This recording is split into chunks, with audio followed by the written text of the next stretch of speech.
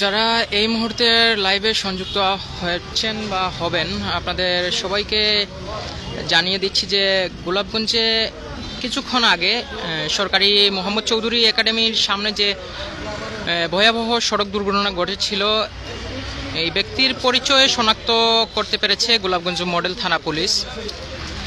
এই ব্যক্তির নাম হচ্ছে শাহনাজ আহমেদ, আনুমানিক বয়স 28 বছর।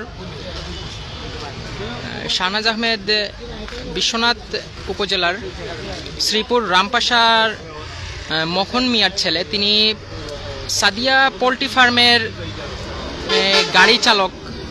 আমি যতটুকু জানতে পারলাম, তিনি সাদিয়া পোল্ট্রি ফার্মের গাড়ি চালাতেন।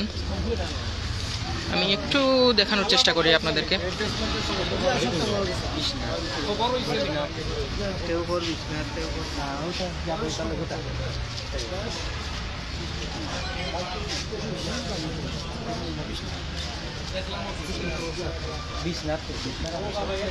গোলাপগঞ্জ সরকারি মোহাম্মদ চৌধুরী একাডেমির সামনে এই মর্মান্তিক সড়ক দুর্ঘটনাটি ঘটে।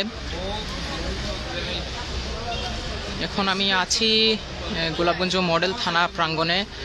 দেখতে পাচ্ছেন এখানে লাশটি দেখার জন্য কিন্তু লোকজন জড়ো হয়েছেন। এই ব্যক্তির পরিচয় শনাক্ত করেছে গোলাপগঞ্জ মডেল থানা পুলিশ। নিহত ব্যক্তি শাহনাজ আহমেদ 28। তিনি